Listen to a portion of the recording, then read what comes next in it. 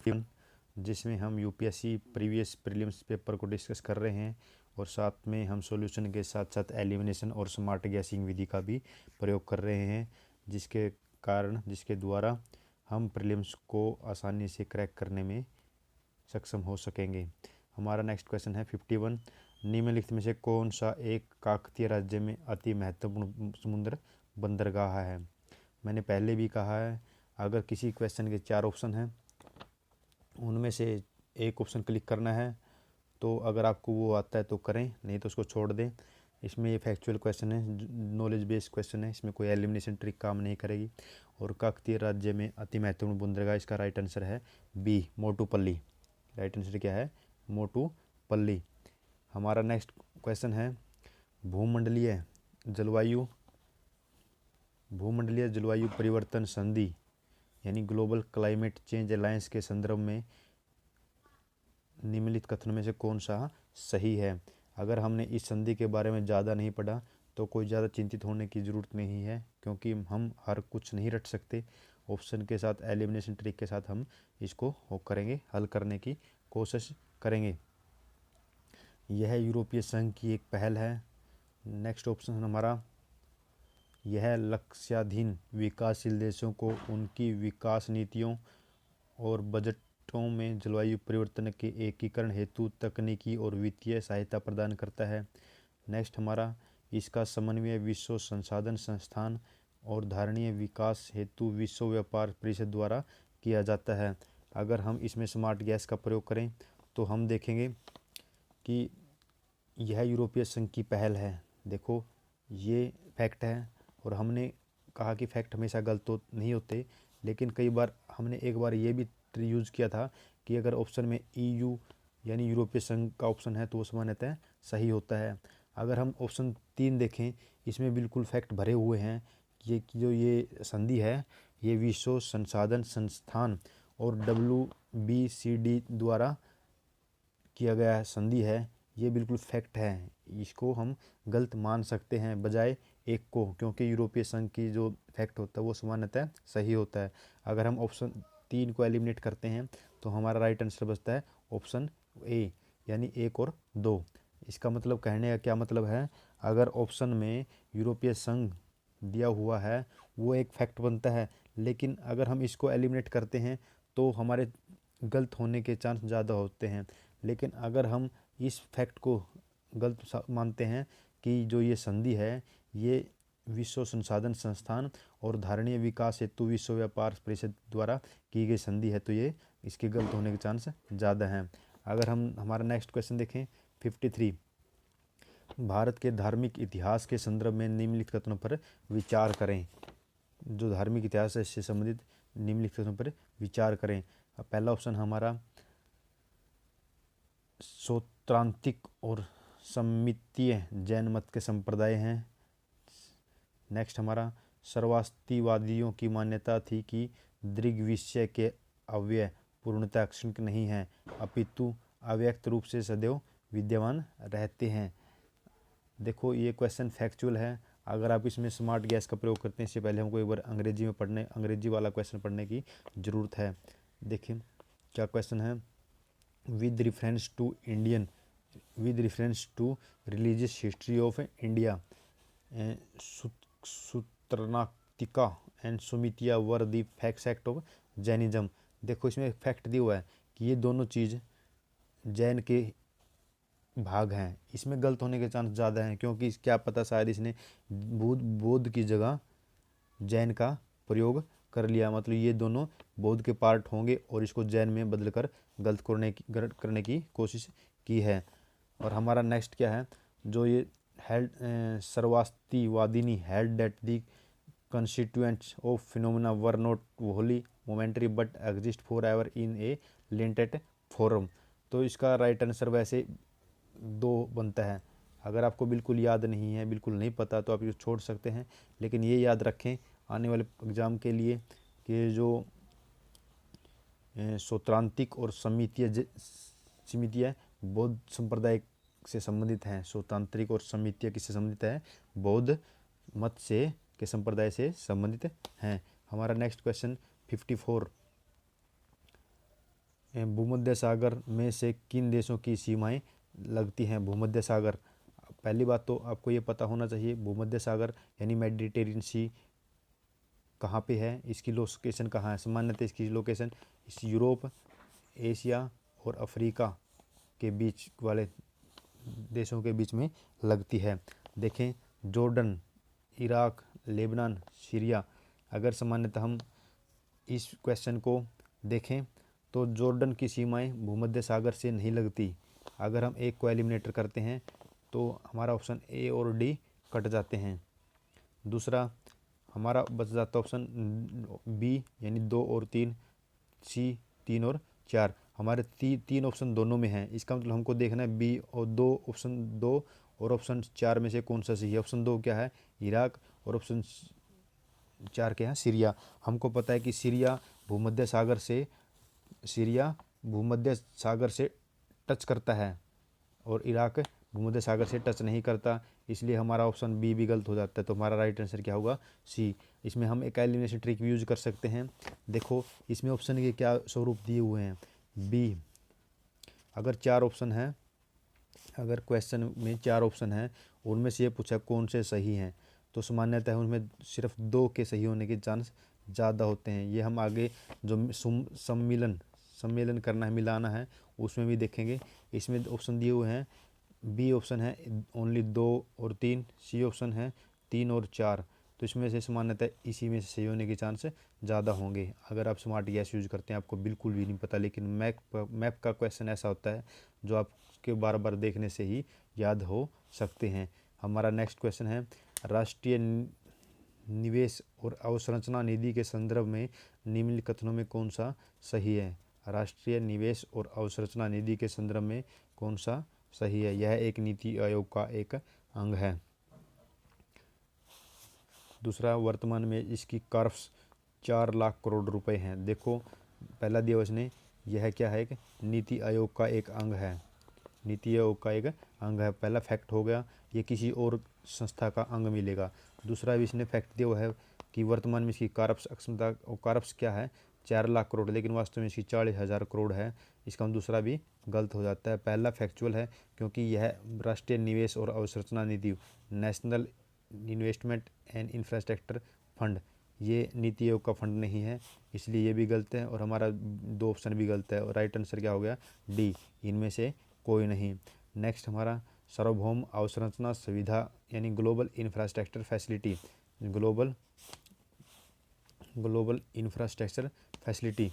देखो हमने पहले भी कहा था, अगर 4 ऑप्शन दिए हुए हैं ए और बी सी डी, इनमें से एक को चुनाव करना है, तो हमको अगर पता है तो करें, वरना छोड़ दें।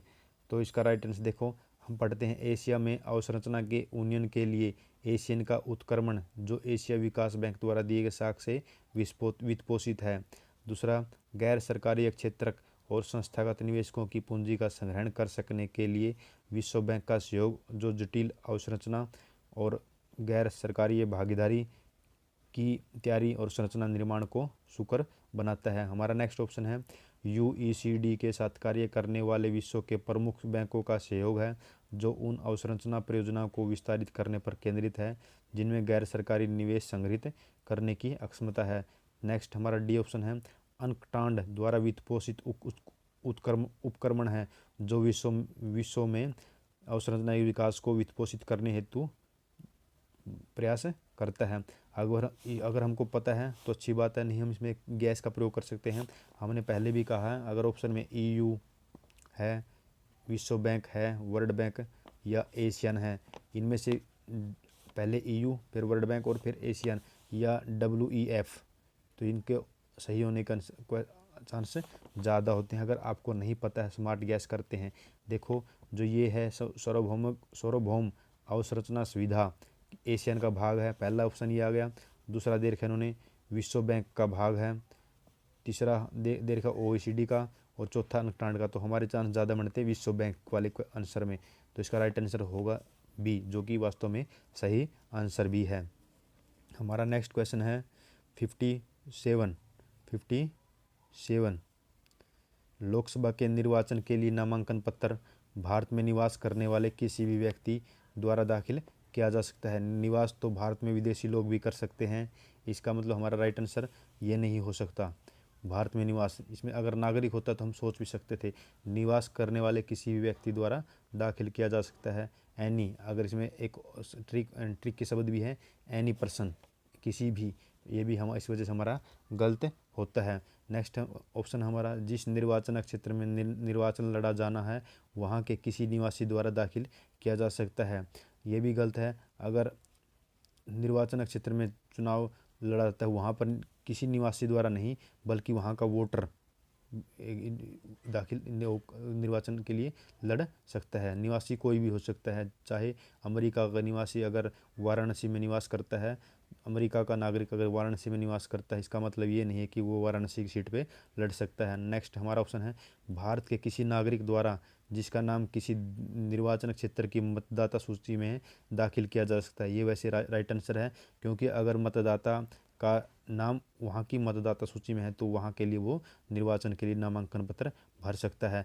नेक्स्ट अगर हम देखना चाहें तो किसी भारत के किसी भी नागरिक द्वारा दाखिल किया जा सकता है, किसी भी नागरिक द्वारा। अगर कोई मर्डर, हत्यारा है या किसी ने सीरियस गंभीर अपराध किया हुआ है तो वो उसको अप्लाई नहीं कर सकता। तो यह किसी भी आड़ है। अगर हम इसमें एलिमिनेशन ट्रिक का यूज़ करते हैं, इंग्लिश में देखें ऑप्शन एनी वन, ये ट्रिक हो गया। एनी सिटीजन, ये भी ट्रिक हो गया। ए रेजिडेंट फ्रॉम विच, इसका मतलब दो ऑप्शन तो हमारे वैसे ही कट जाते हैं। नेक्स्ट हमारा है, a resident of constituency from which the election is to be contested. हमने पढ़ा था कि अगर वाराणसी जो क्या नाम है सीट है, अगर वहाँ पर अमेरिका निवासी रहता है तो वो वहाँ की सीट पर इलेक्शन नहीं लड़ सकता। तो यह आंसर भी हमारा गलत हो जाता है। तो हमसे हमारा राइट आंसर होगा 57 का सी। हमारा 58 वाला क्वेश्चन देखते हैं। देखो, भारत में हिमालय केवल 5 राज्यों में फैला हुआ है, पश्चिमी घाट केवल 5 राज्यों में फैला हुआ है, पुलिकट झील केवल 2 राज्यों में फैली हुई है। अगर हम इसका गहराई से सोचें तो हिमालय केवल 5 राज्यों में फैला हुआ है नहीं है, क्योंकि अगर हमको मैप की थोड़ी सी भी नॉलेज है तो ये हमारा सामान्यतः मैप बन जाता है। ये अगर आप थोड़ा सा हल्का फुल्का भी नॉलेज है तो हिमालय जम्मू कश्मीर है, हिमाचल, उत्तराखंड, यूपी, बिहार, सिक्किम, ये तो 5 से ज़्यादा यहीं हो गए। आगे अरुणाचल प्रदेश भी है, असम भी है, और ये कुछ ये पूर्वोत्तर राज्य जैसे नागालैंड वगैरह में फैले हुए हैं। पहला ऑप्शन हमारा गलत है। अगर एक ऑप्शन एक को गलत करते हैं तो हमारे 2 ऑप्शन वैसे ही कट जाते हैं। हमारे आंसर बचेगा बी और सी, जिसमें से सी कॉमन है। पुलिकट झील केवल 2 राज्यों में है, ये सही ऑप्शन है, क्योंकि पुलिकट झील केरल और तमिलनाडु राज्य में फैली हुई है। वहाँ उनके जैसे ये हमारा केरल है और ये हमारा तमिल वो है, इसके जो बिंदु है यहाँ पे पुलिकट झील, सॉरी जी, ये गलती हुई, क्योंकि पुलिकट झील केरल तमिलनाडु में नहीं बल्कि आंध्र प्रदेश और तमिलनाडु में है। जैसे ये आंध्र प्रदेश है और ये तमिलनाडु है, इसके इस बॉर्डर पर पुलिकट झील है। पश्चिमी घाट केवल 5 राज्यों में फैला हुआ है, ये भी हमारा गलती है, क्योंकि पश्चिमी घाट कहाँ से शुरू होता है? ये गुजरात से शुरू होता है, महाराष्ट्र, गोवा, कर्नाटक, केरल, तमिलनाडु, ये 6 राज्यों में फैला हुआ है, इसलिए हमारा 2 ऑप्शन भी गलत हो जाता है। तो हमारा राइट आंसर होगा ओनली बी। आगे ये मैप बेस्ड क्वेश्चन है, आपको इसकी बेसिक नॉलेज के लिए भारत के मैप को बार बार और कंटिन्यू देखना चाहिए। हमारा नेक्स्ट क्वेश्चन है, जैव ऑक्सीजन मांग। एक होता है जैव ऑक्सीजन मांग यानी बीओडी, एक होता है सीओडी, केमिकल ऑक्सीजन मांग। केमिकल में अगर रसायन से संबंधित आ जाता है, और जैव में जैव जो बायोमास है उसके अपघटन के लिए। इसका मतलब क्या है? जैव ऑक्सीजन मास क्या है? जैव ऑक्सीजन मांग क्या है? ये बायोमास को अपघटित करने के लिए आवश्यक ऑक्सीजन की मात्रा है। और ये क्या है? सीओडी, केमिकल ऑक्सीजन मांग, ये केमिकल के अपघटन के लिए ऑक्यूपाइड ऑक्सीजन की मात्रा है। जिस प्रकार हम इसका राइट आंसर क्या है? ऑप्शन हमारा रक्त में ऑक्सीजन मापन के लिए, पहला गलत हो गया। वन पारिस्थितिक तंत्र में ऑक्सीजन स्रोतों के अभिकल्पन के लिए, ये भी गलत हो गया।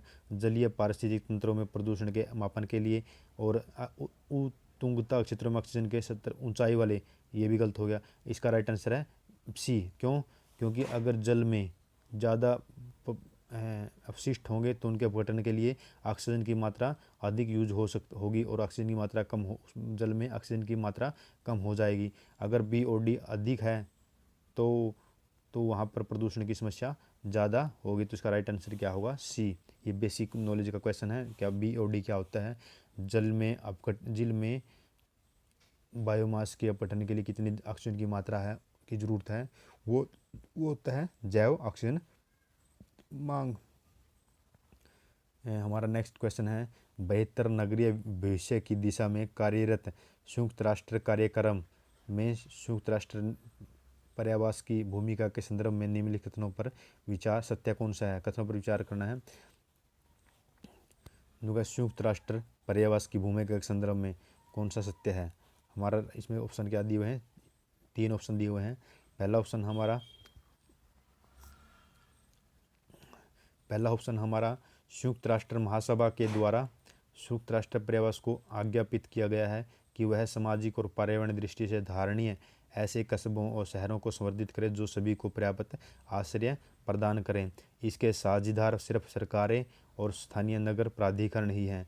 नेक्स्ट हमारा संयुक्त राष्ट्र पर्यावरण सुरक्षित पेयजल व आधारभूत व्यवस्था तक पहुंच बढ़ाने और गरीबी कम करने के लिए संयुक्त राष्ट्र व्यवस्था के समग्र उद्देश्य में योगदान करता है। अगर हम ऑप्शन बी देखें तो क्या हुआ है कि इसके साझेदार सिर्फ ओनली सरकारें और स्थानीय नगर है। ये ओनली और ये ट्रैप बनाया हुआ है, इसलिए ऑप्शन हमारा गलत होता है। अगर हम ऑप्शन बी 2 को काटते हैं तो हमारे 2 ऑप्शन कट जाते हैं। अब हमारे पास आंसर बचेंगे बी और डी में से, यानी 1 और 3 और ओनली 1। अगर 1 तो दोनों में कॉमन है और 3 देखते हैं हम, संयुक्त राष्ट्र पर्यावरण सुरक्षित पेयजल व आधारभूत व्यवस्था तक पहुंच बढ़ाने और गरीबी को कम करने के लिए एक समग्र योगदान करता है। ये सामान्य कथन है जिसमें क्या होता है, गरीबी, आधारभूत सुविधाएं, पर्यावरण, ये ऐसे ऑप्शन हमेशा सही होते हैं सामान्यतः। अगर हम एक को पढ़ना चाहें, इसमें कुछ ऐसे तो इस ऑप्शन में क्या है, धारणीय शब्द है, ऐसे शब्द हैं जो सही ही होते हैं। सामाजिक और पर्यावरणीय ऐसे शब्द वाले ऑप्शन सामान्यतः सही होते हैं। तो हमारा राइट आंसर होगा बी, यानी ऑप्शन 1 और 3 हमारा राइट आंसर होगा। नेक्स्ट हमारा है, राष्ट्रीय कौशल योग्यता फ्रेमवर्क के संदर्भ में कौन सा कथन सही है? अगर हमने इसको पूरी तरह नहीं पढ़ा तो कोई बात नहीं, हम स्मार्ट गैस और एलिमिनेशन ट्रिक से इसको सही करने की कोशिश करते हैं। देखो, NSQF यानी राष्ट्रीय कौशल योग्यता फ्रेमवर्क के अधीन शिक्षार्थी सक्षमता का प्रमाण पत्र केवल औपचारिक शिक्षा प्रदान करने के माध्यम से ही प्राप्त हो सकता है। यहाँ पे एक ट्रैप शब्द दिया हुआ है, केवल, मतलब जो ये प्रमाण पत्र है किस केवल औपचारिक शिक्षा के माध्यम से ही प्राप्त किया जा सकता है, तो इसके गलत होने की संभावना बहुत अधिक है। अगर हम ऑप्शन 1 को और एलिमिनेट करते हैं तो हमारा ऑप्शन ए और सी कट जाता है। नेक्स्ट है, NSQF के क्रियान्वयन का एक प्रत्याशित परिणाम व्यावसायिक और सामान्य शिक्षा के मध्य संचरण करना है। तो ये हम सामान्य कथन है, इसमें सही होने बेटा, तो इस ऑप्शन के सामान्य कथन है और इस सेकंड ऑप्शन के सही होने के चांस भी ज़्यादा है। तो हमारा राइट आंसर होगा बी। नेक्स्ट क्वेश्चन हमारा 62। भारतीय इतिहास के संदर्भ में द्वैत शासन सिद्धांत किसे निर्देशित करता है? द्वैत शासन किसे निर्देशित करता है? मैंने आपको पहले भी कहा, अगर क्वेश्चन में 4 ऑप्शन हैं, चारों में से सिर्फ एक को सिलेक्ट करना है। आपको पक्का नहीं पता तो उसको छोड़ सकते हैं, लेकिन ये क्वेश्चन आसान है। इन 4 ऑप्शनों में से आपको पता हो तो निशानी लगाएं, वरना छोड़ सकते हैं, लेकिन ये ऑप्शन आसान ही है। द्वैत शासन क्या है? द्वैत शासन ऑप्शन पढ़ते हैं, केंद्रीय विधानमंडल का 2 सदनों में विभाजन, 2 सरकारों अर्थात केंद्रीय राज्य सरकारों का शुरू किया जाना, और 2 शासक समुच्चय, एक लंदन में दूसरा दिल्ली में। डी ऑप्शन, प्रांतों में प्रत्यायोजित विषयों का 2 प्रवर्गों में विभाजन करना। इसका राइट आंसर है, प्रांतों के जो विषय हैं, एक को केवल जो गवर्नर जनरल के अधीन किया गया, दूसरे को गवर्नर जनरल के अधीन जो मंत्रालय है, विभाग है, मंत्री है, वो इसको हल करेंगे। इसको कहते हैं द्वैत शासन, यानी पर जो प्रांतों के कार्य विषय हैं उनको 2 वर्गों में विभाजित कर दिया। हमारा नेक्स्ट आंसर है, क्वेश्चन है, नेशनल करियर सर्विस के संदर्भ में निम्नलिखित कथनों पर विचार कीजिए। अगर हमने इसके बारे में नहीं पढ़ा तो कोई बात नहीं, हम इसको एलिमिनेशन और स्मार्ट गैस के तरीके से यूज करने की कोशिश करते हैं। हमारा पहला ऑप्शन है, नेशनल करियर सर्विस कार्मिक और प्रशिक्षण विभाग भारत सरकार का एक उपक्रम है। जो नेशनल करियर सर्विस किसका उपक्रम है? कार्मिक और प्रशिक्षण विभाग का उपक्रम है। दूसरा ऑप्शन है नेशनल करियर सर्विस को देश के अशिक्षित युवाओं के लिए रोजगार के अवसर के संवर्धन के मिशन के रूप में प्रारंभ किया गया। देखो मैंने बताया कि अगर कोई फैक्ट है, डाटा है, विभाग है, मंत्रालय है, वो सामान्यतः गलत होगा। हमारे पहले ऑप्शन में क्या है? विभाग दिया हुआ है कि यह नेशनल करियर सर्विस कार्मिक और प्रशिक्षण विभाग का उपक्रम है, तो इसके गलत होने के चांस ज़्यादा हैं। अगर हम ऑप्शन ए को काटते हैं तो हमारे ऑप्शन बचते हैं बी और डी, यानी ओनली टू, या ऑप्शन हमारा डी है नाइदर वन और नॉर टू।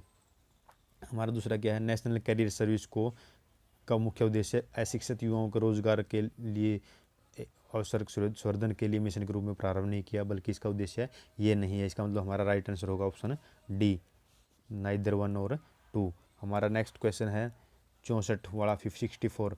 हाल ही में समाचारों में रहा दबाव युक्त परिसंपत्तियों के धारणी संरचन पद्धति यानी scheme for sustainable structuring of stressed asset S4A का सर्वोत्कृष्ट वर्णन करता है। देखो सबसे पहले आपको मैं बताता हूँ, ये इकोनॉमिक्स का बेसिक क्वेश्चन है।